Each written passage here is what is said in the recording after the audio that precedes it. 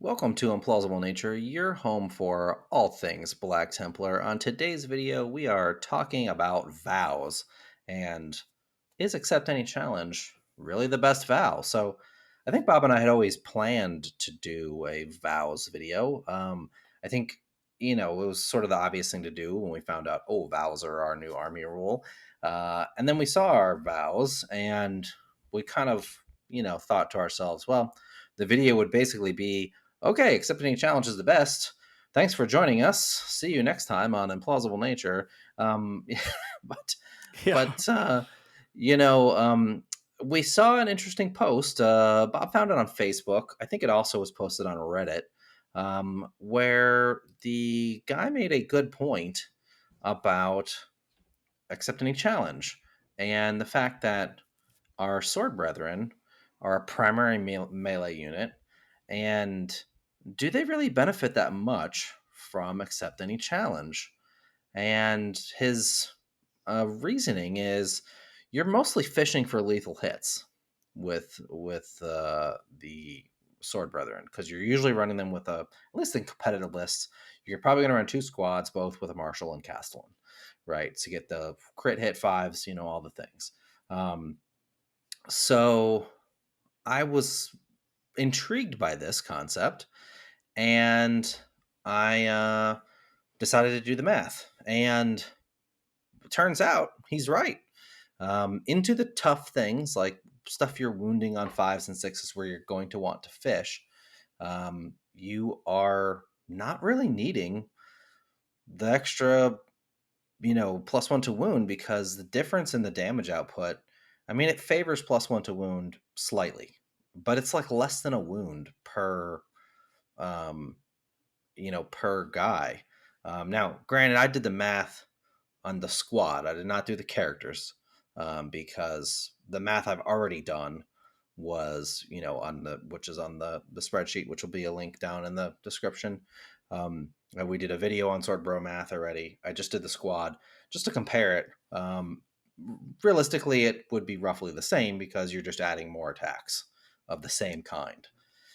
So he has a point, and so we're here to talk about it and find out if you should just default to accept any challenge all the time, like most of us have been doing, or are there use cases where maybe uphold is better? You're never going to take up Pour the Witch, so don't even bother with that one.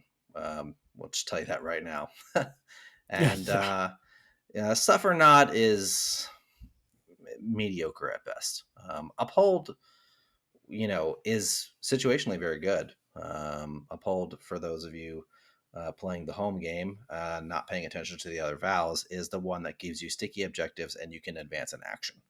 Um, so, um, so yeah. What are your thoughts initially, Bob, on this? You know, Interesting take. I wouldn't even call it a hot take because it's not that hot. Yeah. So when I saw this post, you know, most of the time we've all been like, hey, accept a challenge is kind of the default. That's kind of what we've been kind of going for most of our lists. But I was looking at it and I've been thinking for quite a while now that it's not necessarily the auto take, simply because it's not something that we always need. The reason why that I was really kind of thinking that is because of the fact that uh, I have lists that are basically all sword brethren or blade guard veterans or maybe the emperor's champion. And then I saw this post that kind of made the point that, hey, if you're doing that already, why do we need to have our plus one to wound? Unless you're obviously going against something that's tougher, right? And then it made me think. I'm like, hey, maybe there's something to this. There's many times where I felt like, hey, I just would rather leave my home objective, do what I need to do in the home field, and not have to worry about messing around with that home objective. Why spend the time putting intercessors on the board if I don't need to? When we could have uphold. I didn't do the math on it. Alex was kind enough to do that for me, but just in general, just based on the lists that I've been seeing competitively, my own lists, I was already thinking that this was something I try simply because I'm already against the vast majority of lists. I'm already wounding on fours or threes, whether it be Marines or some version of uh, Eldar or Guardsmen or what have you. So those are the vast majority of anyway. So you're not actually getting the plus wound anyway. Now that's just the list that I currently am taking. Now it won't work that way if I'm taking a lot of chainswords. Obviously, accept any challenge is going to be the better take on in that particular matchup. But Sword Brethren, Emperor's Champion, Blade Guard Veteran, aggressors, those type of things are honestly they don't need that plus one because they are hitting down anyway. So Yeah. and most of us are in Gladius anyway, and if we do need to get that extra plus one to wound, you can take uh, the plus one to wound stratagem to give you Yeah. lance, or I'm sorry, you get your Yeah. lance. And so that's kind of his point is he said, what you're essentially paying for is the little amounts of overkill from those units and a buff for the chaff, which are spending most of their time getting primary, secondary, right? Um, for competitive lists, for people going to tournaments, a lot of them are running Gladius, which has a plus one to wound strat in built into it already. So it's not like you can't get it at all. If you need it, you got it. I think what it boils down to is, for me anyway, is what does my list look like and who is my opponent? And fortunately, this is a choice that you get to make right after you finish deploying. So Yep. you can make this choice literally as late as possible in game decisions, which is nice. We get to make that choice so late. So it's not like you have to do it during list building or you have to do it like before you know your opponent or anything like that.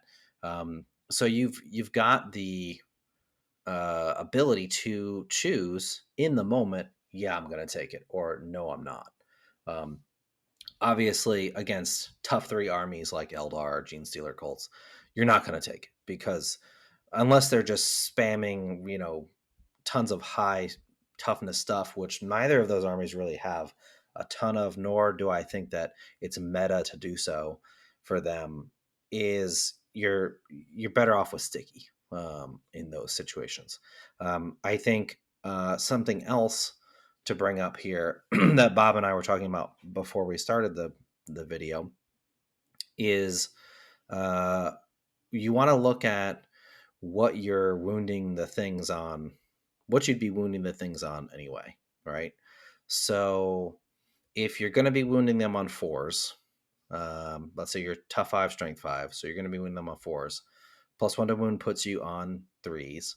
If you're tough, 6 to 9, with plus one to wound, you're going to win them on fours. Um, the with a power sword, for example, when you're wounding on fours or threes, it's generally not that advantageous to fish. Right now, granted, if you don't have the plus one to wound, those things that you're going to wound on fours with it are now going to be fives. So you'll want to fish, right?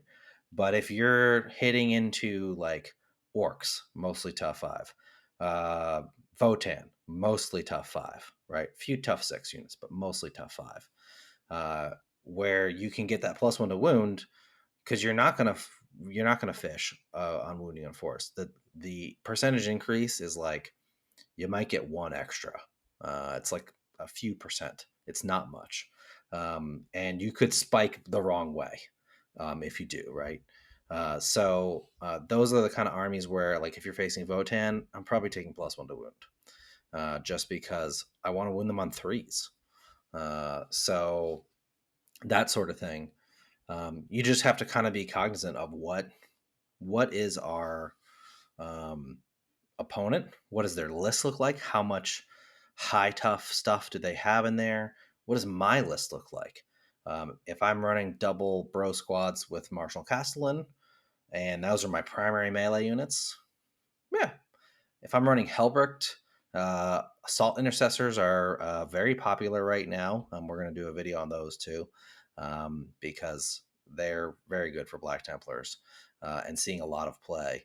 If I'm running a lot of Crusader squads, I know a lot of people are kind of down on Crusader squads, but same thing, like you said, chain swords. If you're running chain swords and a lot of them, then it really benefits them because they don't have lethal hits unless you put a lieutenant or a cat or a lieutenant with them. So. Yeah, I agree. It's really, you're kind of looking at your list from the start, um, right away. And if you're taking one unit with a Marshall Castellan, it may be advantageous to maybe go into uphold instead of accept any challenge, especially if you have other things in your list that don't provide a fishing opportunity, um, because simply there's no reason not to take that accept any challenge.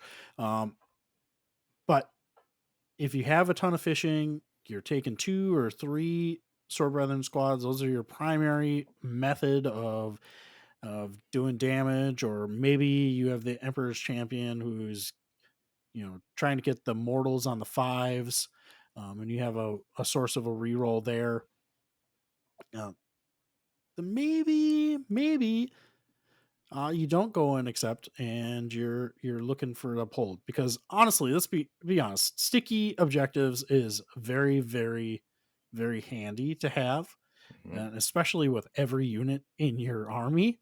That's a great, and being able to advance and do an action is also really, really cool to be able to do. I think it's It's just every infantry unit. I don't think tanks get it. correct.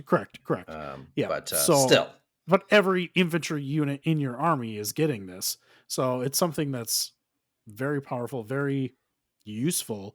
And really, we kind of overlooked it because, accept any challenge, +1 to wound. That's amazing. That's a huge damage buff. And it's go up, and it still is. So you're going to have to take your opponent's army to consideration there, because it's still going to be important in some matchups. Obviously, those Imperial Knights, Chaos Knights, those type of things, NIDs. But now I think it's something that you have to honestly consider looking at your list, playing that objective game and secondaries because of the advance and do your action. I think that's something that will come into play. Alex and I, even in our nerd camp that we were doing the and 40K weekend, there was several times where there was people that asked me, "Hey, can I advance and do this action?" And I'm like, as a matter of Nope. fact, no, you cannot. But if you were playing Black Templars, Yeah. you could have. And you So got to look at your detachment too, right? Like Gladius has a +1 to wound strat. Um, if you're planning to kind of not take uphold, you can even build into it, and still get that +1 to wound where you want it by taking like a regular chaplain. Those kind of things you can do as well.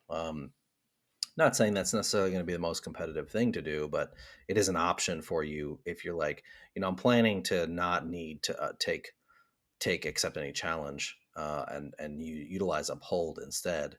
And I'm not taking Gladius, so I won't have that strat. So let me pop a couple chaplains in here, for whatever it is I need, right? Um, so yeah, I think it's not as cut and dry as, hey, we don't need it anymore, but like everything else with 40K, it rarely is cut and dry. um well, except for Abhor the Witch, and that one's cut and dry. Don't ever take that. Just And we're not saying that, accepting challenges, oh man, it's just not good anymore. No, no, But no. give no, It's it is yeah, still amazing, and you're still gonna wanna take it in a vast majority of the matchups that matter.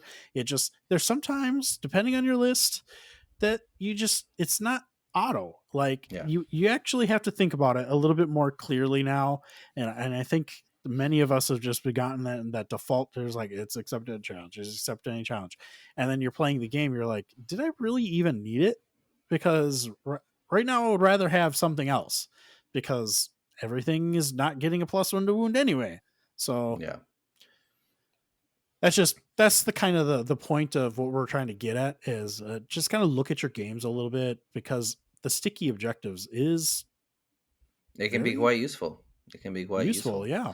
Yeah. So again, we're on paper, accepting challenge is still the best Val. But in reality, in practice, there may be times when you're like, you know what? I don't think I need it. I don't think I really need it in this situation. And in those times, you know, go with your gut and don't take it.